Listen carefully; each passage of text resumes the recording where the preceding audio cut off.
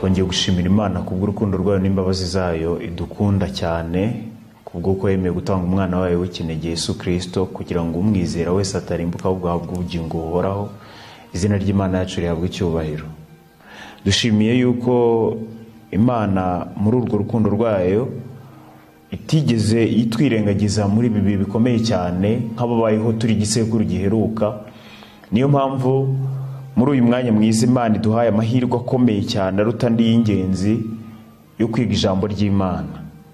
Uyu mwanya tugiye kurebera hamwe ingingo ifite umutwe uvuga ngo Mwegere Imana nawe Izabegera ariko murwanye Satani nawe azabahunga. Dusenge. Uwiteka Mana yacu muremyi w'ijuru n'isi, tugushimiye yuko uri Imana y'urukundo n'imbabazi, izina ryawe ryera rihabwa icyubahiro.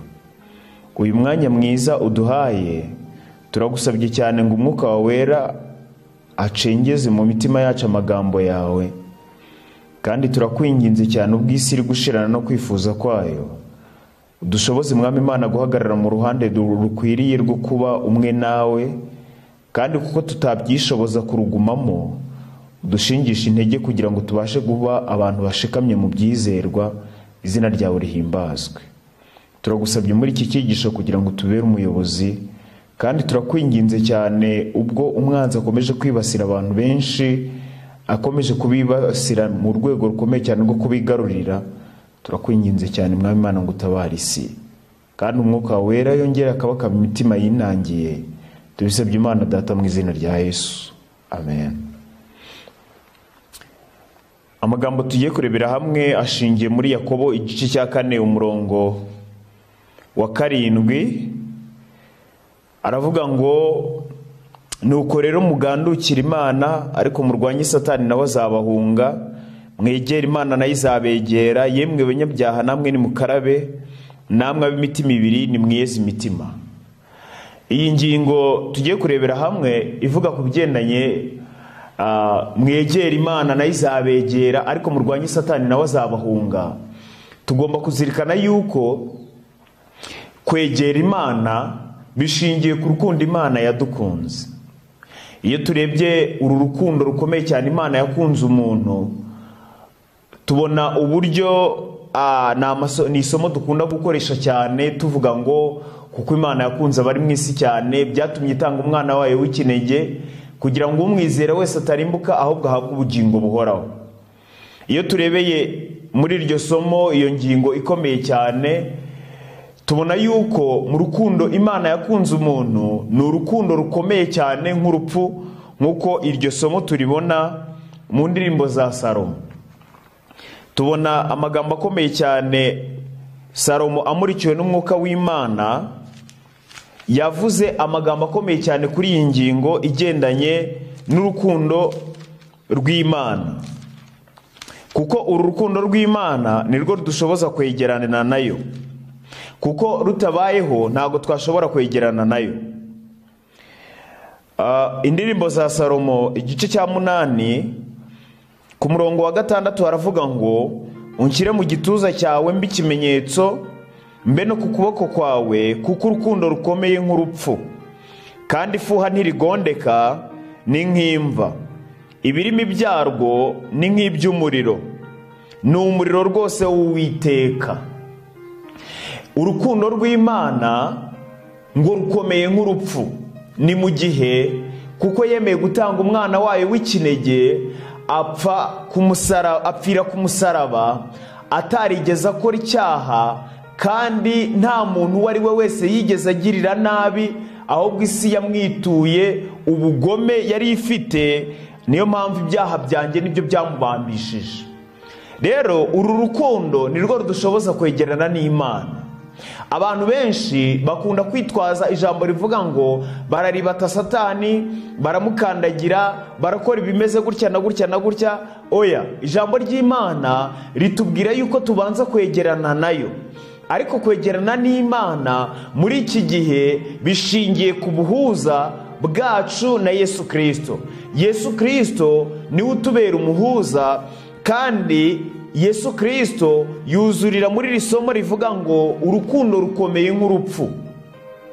kuko urukundo Yesu Kristo yadukunze bigaragara neza mu gihe twongera kubona ukuntu yamanitswe ku musaraba. Amanitswe ku musaraba yaravuze ati nzireherezaho abantu bose.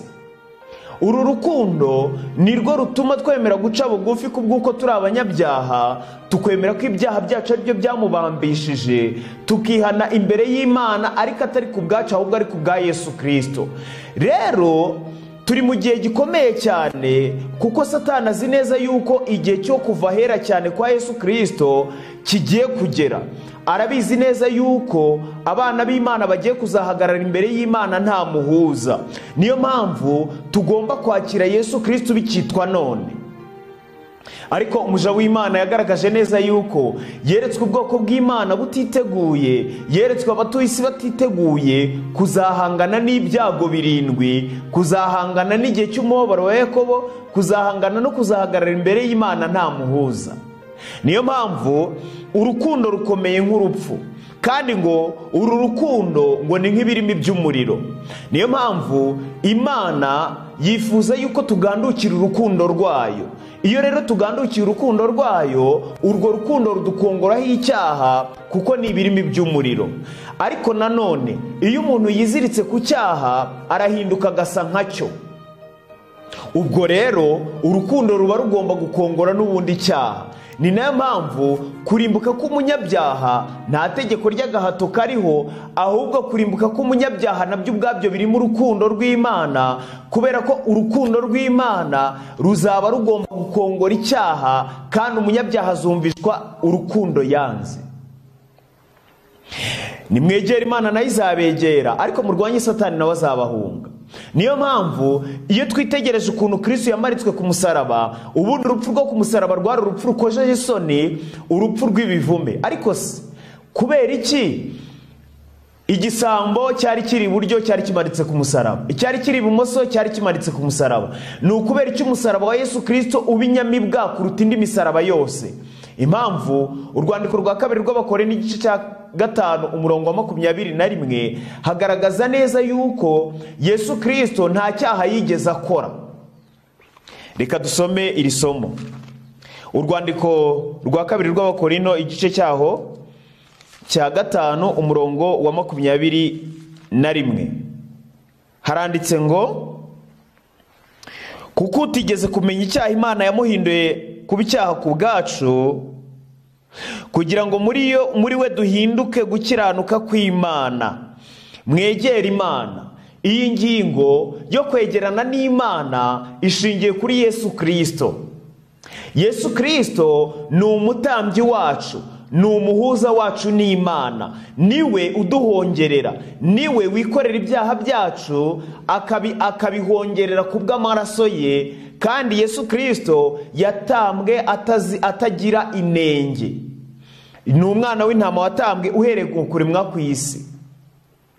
Mwegere Imana. Nta muntu w'inyama n'amaraso ushobora guhangara kwegera ubwiza bw'Imana ngo abeho, nk'uko tubibona muri Yohana igice cya 1 umurongo wa 18. Ahubwo ubuhuza buri hagati bwa Yesu Kristo natwe, ubuhuza bugomba kuba ari bwo buduhuza bwonyine. Bitabayeho ntabwo twashobora kwegera Imana. Niyo mpamvu muri iki gihe tugomba kongera kuzirikana iherezo ry'imyaka 2300, aho Yesu Kristo yinjiye ahera cyane nk'umutambyi wacu ari we Mikayire. Ubwo rero niba Yesu Kristo ari umutambyi wacu, akaba ari umuhuza wacu, buri muntu uwo ari we wese icyo asabwa ni ukwihana ibyaha bye, ni ukwemera ko Yesu Kristo yamupfiriye, kandi ukemera yuko ibyaha byawe ari byo byatumye abambwa ku izina ry'Imana yacu rihimbazwa. Niwe utuma twegerana n'Imana. Iyo rero twegeranye nawe nibwo tubasha gutsinda Satani. Ariko abantu bashaka kwegerana n'Imana babikuye ku mirimo yabo. Martin Luther yagerageje gushakira mu mirimo, agerageza gukoresha ingingo ikomeye cyane yo kubabaza umubiri cyane. Muze kunyumva neza, ntabwo imirimo itandukana no kwizera, oya, ahubwo abantu bashakira rimwe na rimwe kumva yuko imirimo bari buze gukora ari iri buze gutuma bemerwa. Ibiri amambu ngo ufashe ibintu byiza byuzuye mu muntu ukagenda ukabishyira imbere y'abamarayika, babyamagana nk'ubugambanyi. Niyo mpamvu imirimo yose myiza, ingeso nziza zose umuntu yaba afite, bigomba kuba bishingiye kuri Yesu Kristo, bigomba gutwikirwa na Yesu Kristo. Iyo rero bitwikiriwe n'imirimo ya Yesu Kristo, icyo gihe byakirwa nk'ituro rishimwa n'Imana, bitavuye ku muntu, ahubwo bivuye ku gukiranuka kwa Yesu Kristo. Mwegere Imana, nawe izabegera, ariko murwanye Satani, nawe azabahunga. Turebye uburyo kumanikwa ku musaraba kwa Yesu Kristo kwari kuremereye, kandi nanone tukabona uburyo umusaraba we wabaye inyamibwa kurenza indi misaraba yose, nuko atigeze akora icyaha. Rero kumanikwa ku musaraba, kimwe mu bintu byatumaga babavuna amaguru kwari ukugira ngo bapfe vuba, kuko kumanikwa ku musaraba rimwe na rimwe byafataga iminsi 3 cyangwa se amasaha runaka kugira ngo umuntu abe yashiramo umwuka. Ariko umwana w'Imana yihanganiye urwo rupfu rukojeje isoni rumeze gutyo, ariko rwamubabaje cyane, rukomeye cyane, si icumu, si imisumari, si inkoni, ahubwo Kristo yapfuye aturitse umutima. Niyo mpamvu uburemere bw'icyaha nibwo bwamushenguye, bumumena umutima, yaremerewe n'icyaha cy'inyoko muntu, kugira ngo habashe kuboneka guhuzwa k'umuntu n'Imana.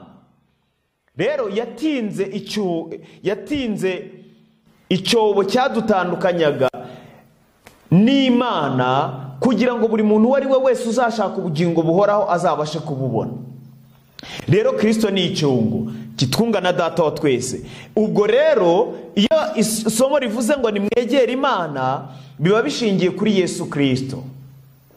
Yesu Kristo nava hagati y'umunyabyaha n'Imana, icyo gihe umuntu azaba asigaye ahagaze imbere y'Imana nta muhuza. Iki gihe kuko Satani akizi, niyo mpamvu ari kujijisha abantu kugira ngo batitegura.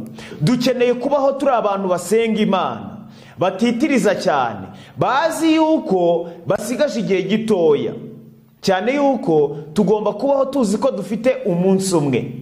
Izina ry'Imana yacu rihabwa icyubahiro. Urwandiko rwa mbere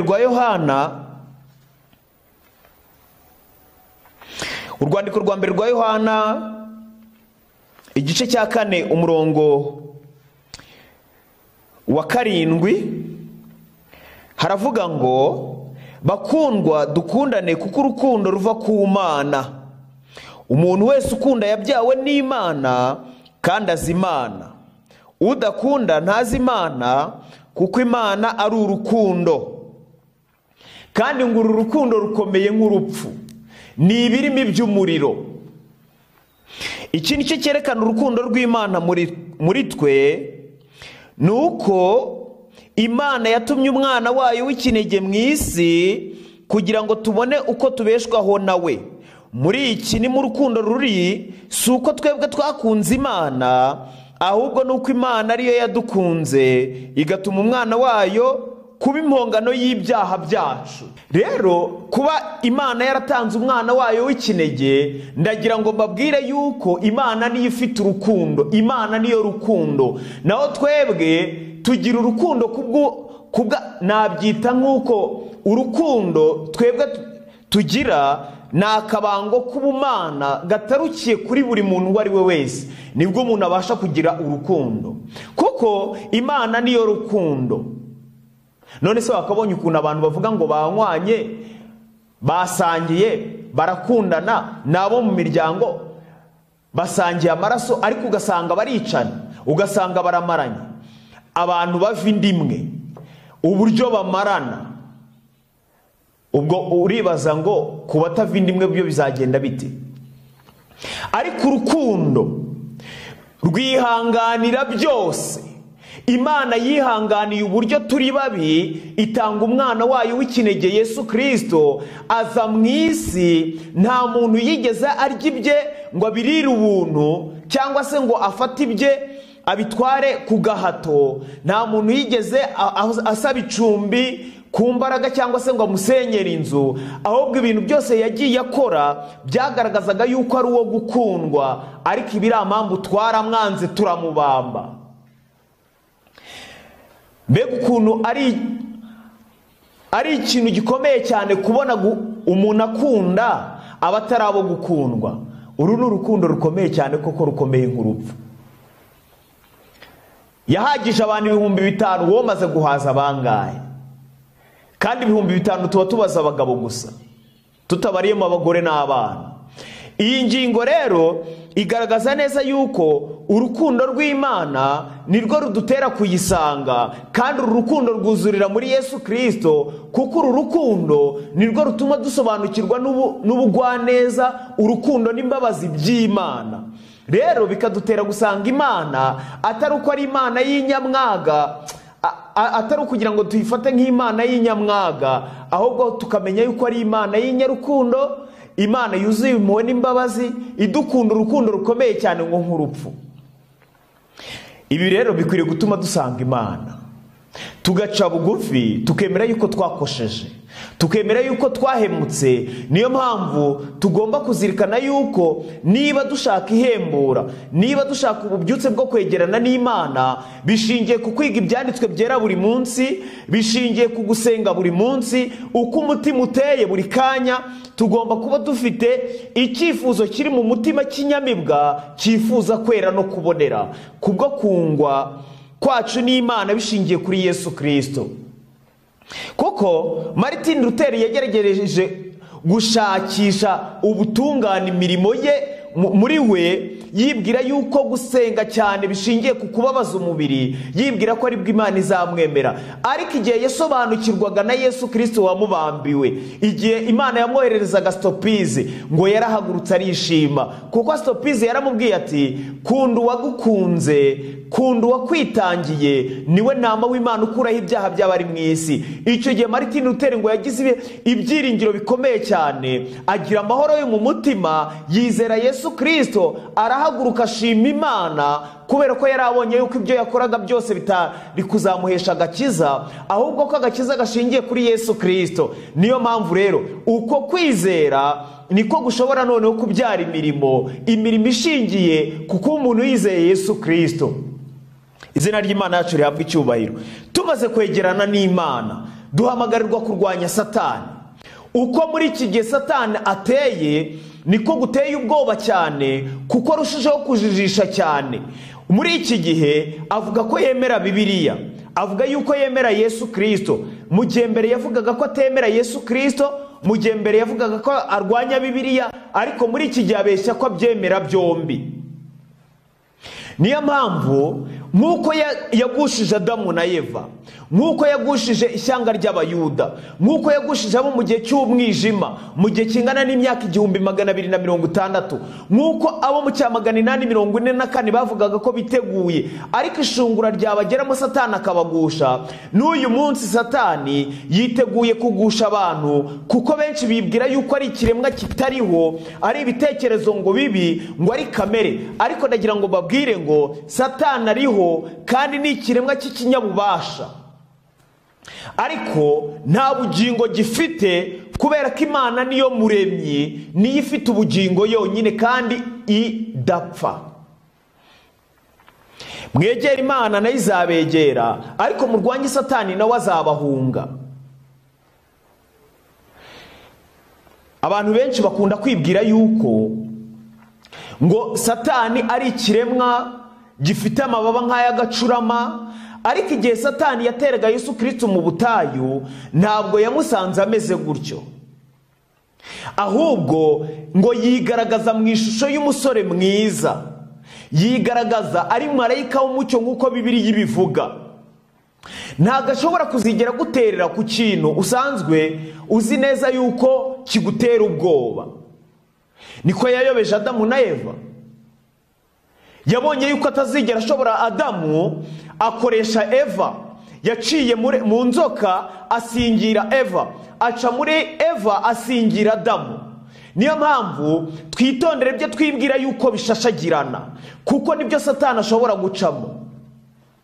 Warabizi neza yuko hari abantu baretse inzoga rwose badashobora kuzigera, umva, rwose batajya bagira n'agatima ko kumva, ahubwo bana yifuza na gatoya, ariko uyu munsi yabateguriye amaji niyo abantu benshi bakoresha. Uzasanga yuko urugero za Red Bull, za Energy, za Marite, izo zose abantu barazikoresha, ariko zifite ububi bukomeye cyane kuruta ubw'inzoga.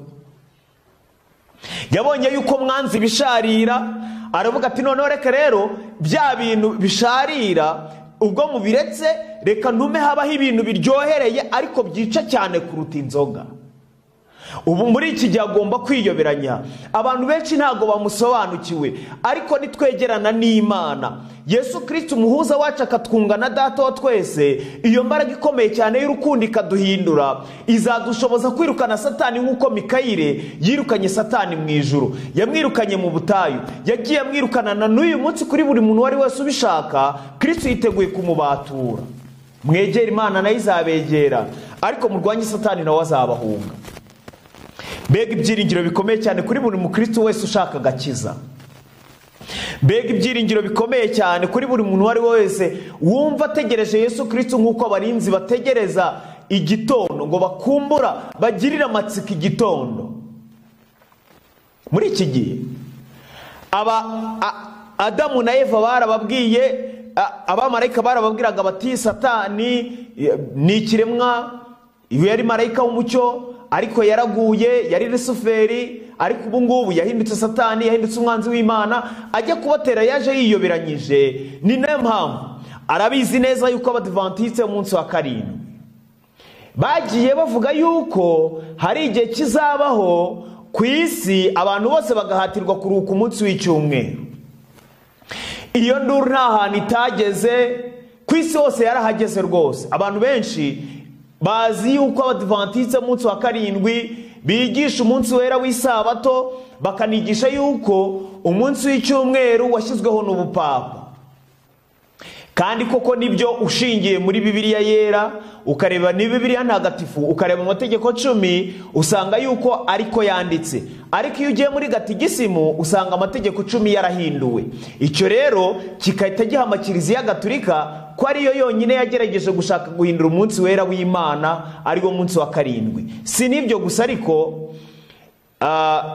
iyo urebye n'itegeko rivuga ku bigendanye no gusenga ibishushanyo ko bitemewe, usanga yuko Kiliziya Gatolika ayo mategeko yagiye yakuramo.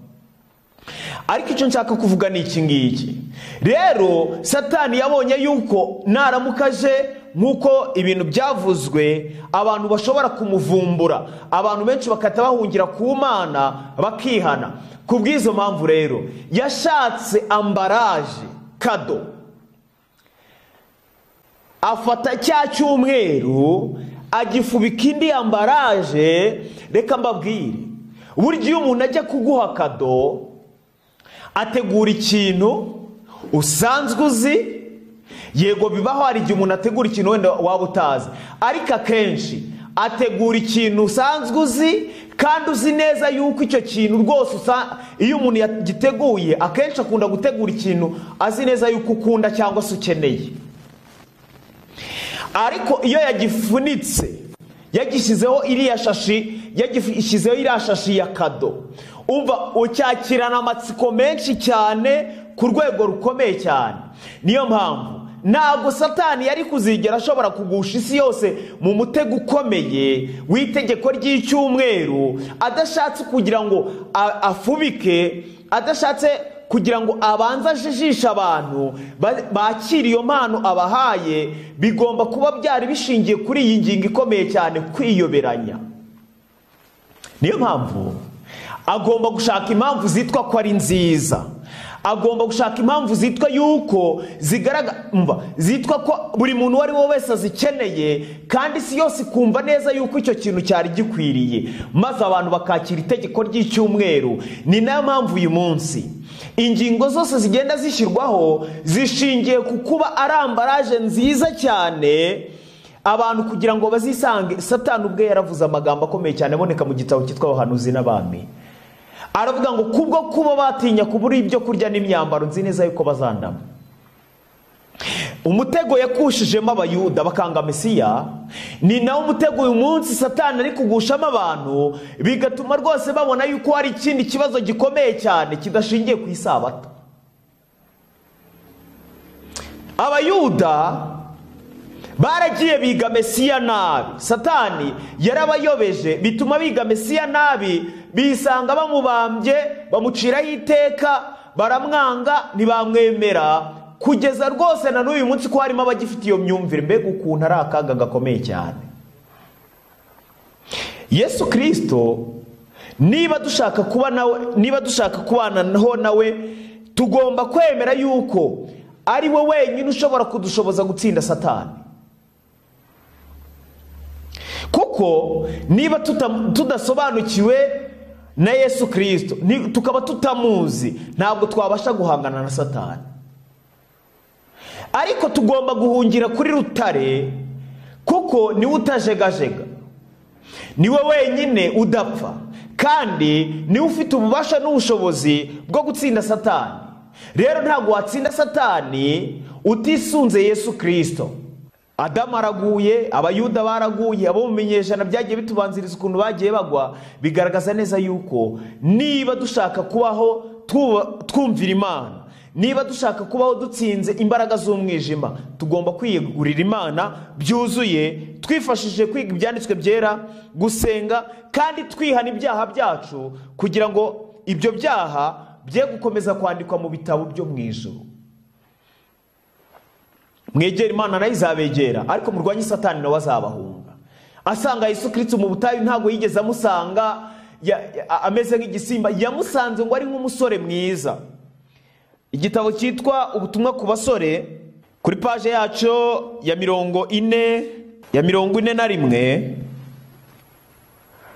haravuga ngo Satani ari gutegura ibinyoma bye ku buryo mu rugamba ruheruka arwanya ubwoko bw'Imana butazashobora gusobanukirwa ko ari we.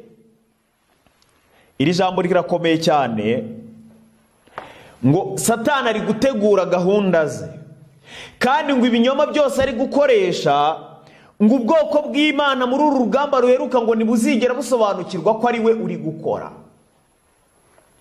Biradusaba kwegerana n'Imana byuzuye, nibyo byadushoboza gusobanukirwa n'uwo ari we, nibyo byadushoboza kumenya ko ari we uvuze. Ubundi reka mbabwire, abantu benshi bibwira ko Satani ari ikiremwa kiri kure y'abantu, ariko iyo usomye mu ntambara ikomeye, iyo usomye Bibiliya, ubona yuko rwose pe, usomye nka Yobu igice cya mbere, ubona yuko Satani azerereye isi ku rwego rukomeye cyane, kugeza ubwo agenda arebuzwa, mbese imibereho yacu arayigenzura, kandi iyo tumuhaye aho ashinga ikirenge bitewe n'icyifuzo kimwe twashonyagije, bimuha ashinga ikirenge mu bitekerezo byacu akatwigarurira.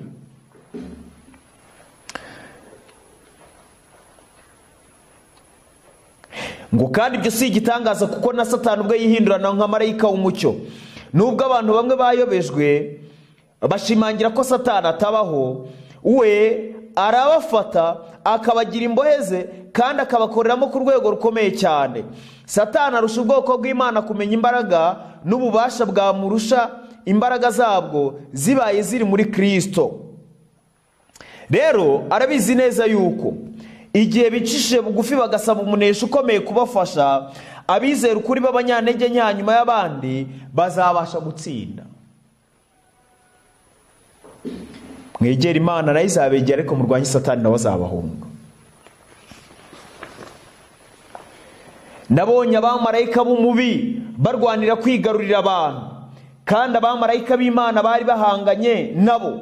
Urugamba rwari rukomeye, abamarayika babi benshi bari bagosa abantu, bagahumanya ikirere kibakikije bakoresheje imbaraga yabo ihindura irimo uburozi, kandi bakagusha ikinya ibyiyumviro byabo.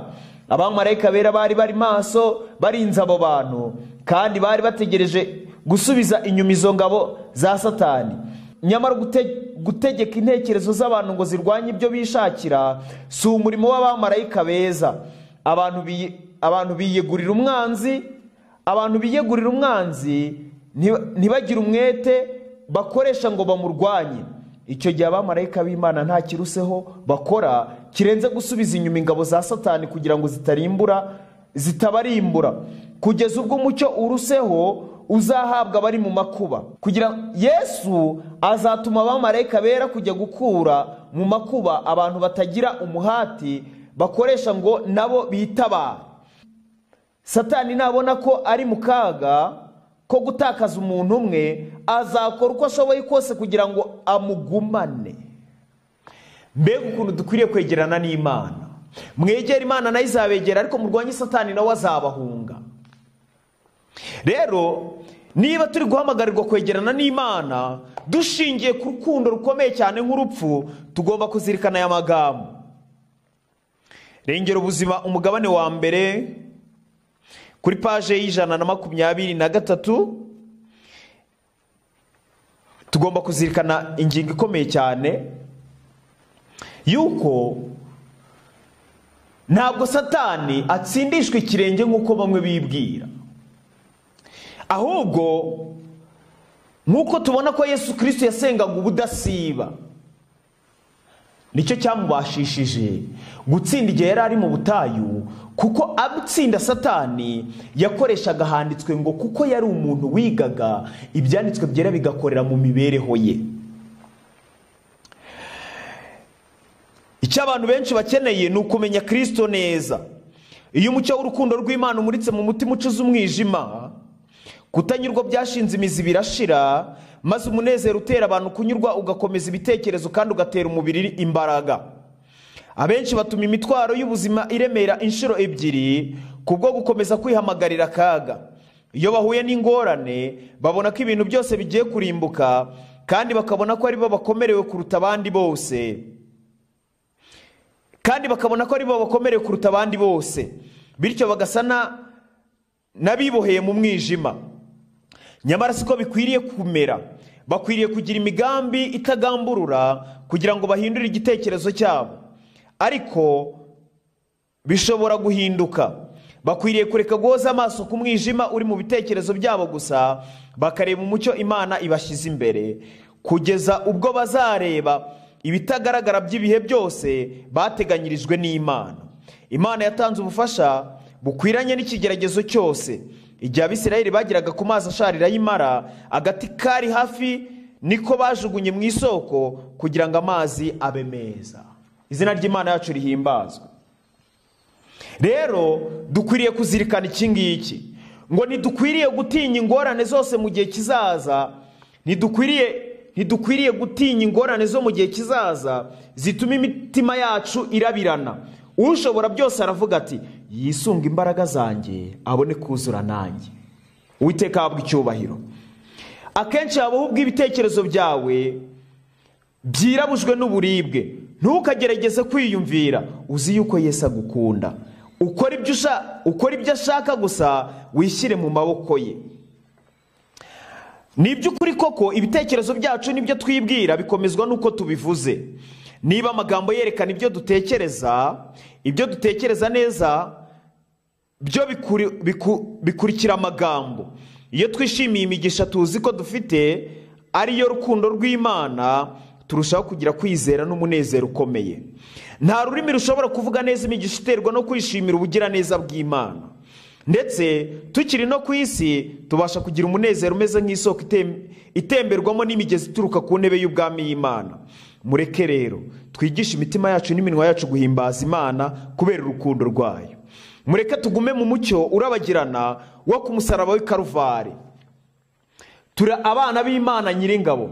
Mureke twibagirwe ingorane zacu maze duhimbaze Imana kubw'imigisha tubona ya buri munsi. Mu gitondo uyishimire ko yakurinze ukaba uramutse amahoro. Mu gitondo, ku manywa na nijoro, mureke ishimwe rizamukire mu ijuru rimeze nk'impumuro nziza. Igihe umuntu akubajije uko umeze, ntugatekereze iby'agahinda cyangwa ngo uvuge iby'imibabaro yawe. Igihe uganira ibyerekeye ubwihebe, ubuhesha ikuzo umushukanyi. Mbega amagambo akomeye ateye ubwoba. Igihe ngo tuganira iby'imibabaro yacu, igihe tuganira iby'amaganya, ngo tuba turi kwerereza Satani. igihe uganira ibyerekeye ubwihebe ubuhesha ikuza umushukanyi. Ibihe byinshi twiyegurira umushukanyi igihe tuganira iby'imbaraga ze. Ahubwo mu cyimbo cy'ibyo mureke tuganire iby'imbaraga zitangaje za Kristo, tuvuga iby'icyubahiro cye. Abo mu ijuru bose bitaye ku gakiza kacu.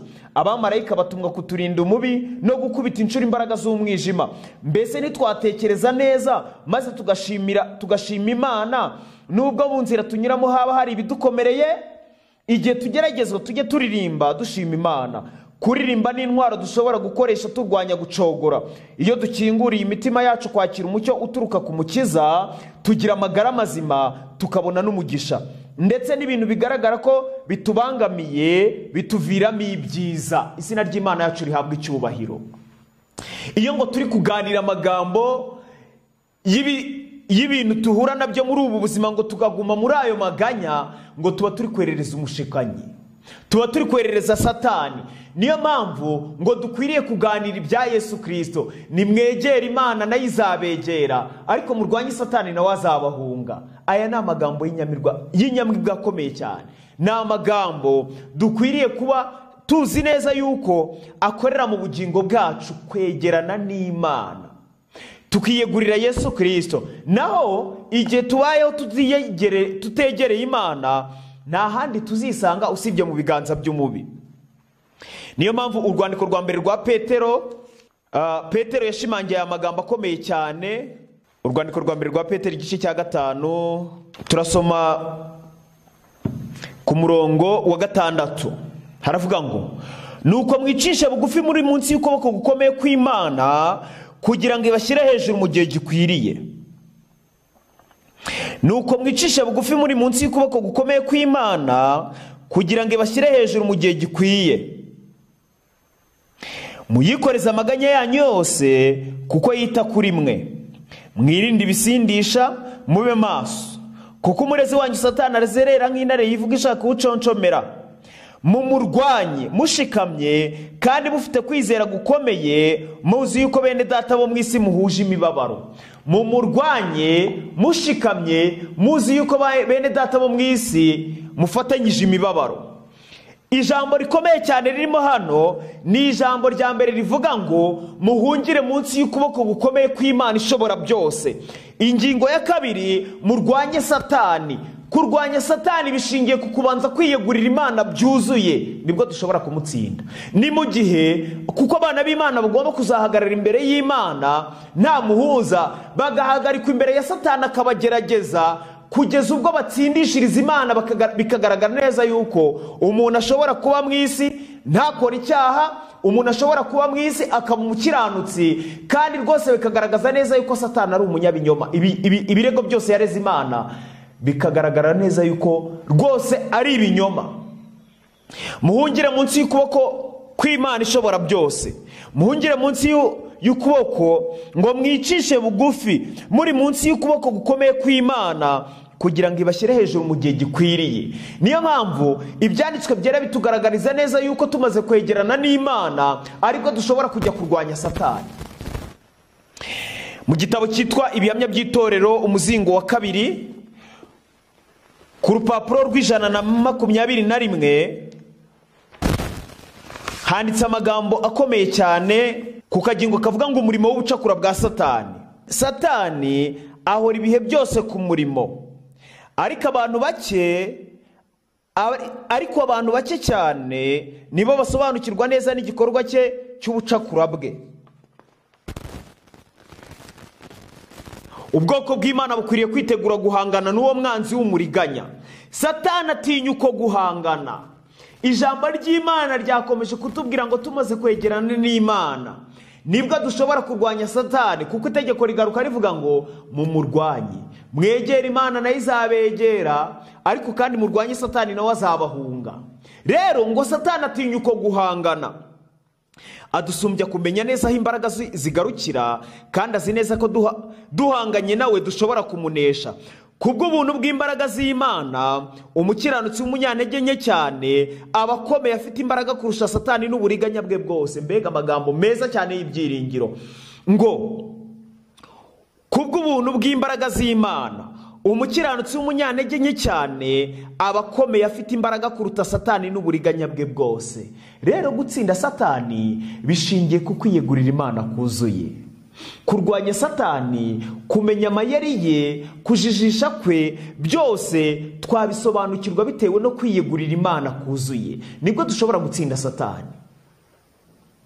Yabaye baramurwanyije, ntabwo aba yarashoboye kubagiraho isumbwe. Dore iyo niyo mpamvu amayeri ye ajya ayahishira, imikorere ye ikaba ififitse, agahishira uburyo bwe bwose bwo kunesha.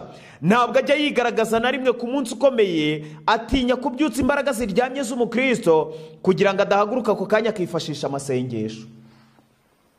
Satani azi neza yuko aramutse yigaragaje uko biri ngo byatuma umukristo ajya ahaguruka, ngo imbaraga ze zari zisinziriye ziryamye, ngo zigatuma umuntu yirukanka akajya kwifashisha amasengesho. Ubu muri aya magambo dusomye harimo ingingo ikomeye cyane tugaragariza neza yuko nitubaho turi abantu biga ibyanditswe byera kandi basenga, tuzatsinda Satani.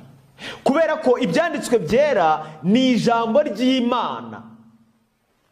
Abantu benshi bakunda kuvuga ngo Bibiliya ngo ni igitabo cyanditswe n'abantu. Ariko se iyo abantu bari kuvuga ngo Bibiliya ngo ni igitabo cyanditswe n'abantu, bakahindukira bakavuga ngo ni igitabo ngo abantu ngo banditse ngo kugira ngo bakunde ngo babone ngo uko abantu ngo bashobora kubana neza, ni ukubera iki leta z'isi zitifashisha Bibiliya? Ni ukubera iki nta politike twari twabona? Niyo bigerageje muri iki gihe iragandaguritse mu rwego rukomeye cyane. Leta Zunze Ubumwe za Amerika bavuze ko bizerera mu Mana, ariko ubu ngubu bitewe n'ubuhanuzi bubanditseho mu Byahishuriwe igice cya 13 uhereye ku murongo wa 11, barimo baragenda basubira ku rwego rukomeye cyane rwo kugomera Imana, kandi bagakwiriye kuba ari abantu bumvira Imana ku rwego ruhambaye. Kuki tutabona leta z'isi zifashisha Bibiliya bakavuga bati kuko ari igitabo cyanditswe n'abantu, tugiye kugendera kuri iki gitabo kugira ngo kituyobore? Abandi nabo bagahindukira bakavuga ngo iki gitabo ngo kuko ngo ari igitabo cy'abantu, ngo rwose ngo siyansi iri hejuru ya Bibiliya. Ariko se ni hehe mwigeze mubona umuntu w'igisambo wahinduwe na siyanse ikamuhindura ikamugira umuntu utari igisambo utiba? Ni hehe mwigeze mubona umuntu siyanse yakuye umuntu mu buhehesi ikamuhindura umuntu muzima, agahinduka akava mu buhehesi akabureka neza neza akabucikaho? Ariko Bibiliya kuko ari ijambo ry'ubugingo, uwaritanze ari nyir'ubugingo, niyo mpamvu ari ijambo ry'Imana. Ibyanditswe byera ubifatanyije no gusenga, umwuka w'Uwiteka akorera mu bugingo bwawe, bikabyara ubugingo ku bwa Yesu Kristo, ukabaturwa mu bubata bw'icyaha. Nimwegere Imana nayo izabegera, ariko murwanye Satani nawe azabahunga. Niyo mpamvu dukeneye kwegerana n'Imana cyane kuruta kwegerana n'imyenda twambaye. Imana idufashe bakundwa, kandi Imana iturengere muri iki gihe gikomeye cyane, aho Imana iri kugenda yemera yuko tubona ibihe bikomeye cyane byo kubana nayo, aho hari inzitizi zimwe na zimwe Imana iri kugenda yemera ko zigenda zikurwaho, kuzageza igihe rwose abantu bamara gushyikirana n'Imana byuzuye, Kristo akaza agatwara itorero. Niyo mpamvu muri uyu mwanya twiyegurire Yesu Kristo byuzuye, twiyegurire urukundo rukomeye nk'urupfu, turugandukire rudukongoremo icyaha. Imana iturinde yuko twakwizirika ku cyaha, kuko ngo iyo umuntu yiziritse ku cyaha asa nacyo. Rero reka twizirike ku rukundo, nibyo bizatubashisha gusa narwo. Ariko nitwizirika ku cyaha tuzasa nacyo, kandi icyo gihe urukundo ruzaba rugomba gukongora icyaha. Icyo twifuza rero, reka tugire icyifuzo gikomeye cyane cyo guhirimbanira gusa n'urukundo, gusa n'Imana bishingiye kuri Yesu Kristo. Nibyo mbasabira, nanjye nisabira mu izina rya Yesu. Reka dusenge. Urakoze Uwiteka Mana yacu muremyi w'ijuru n'isi, dushoboze kwegerana nawe. Ntabwo tubisobanukiwe rwose, dufite urutebwe n'intege nkeya cyane. Turagusabye udukure muri urwo rutebwe, udukure mu ntege nkeya, dushoboze kugira gusenga, dushoboze kugira ibihe bikomeye cyane byo kubana nawe nk'uko umugaragu wa Martin Luther yabanaga nawe. Nibyo tugusabye mu izina rya Yesu.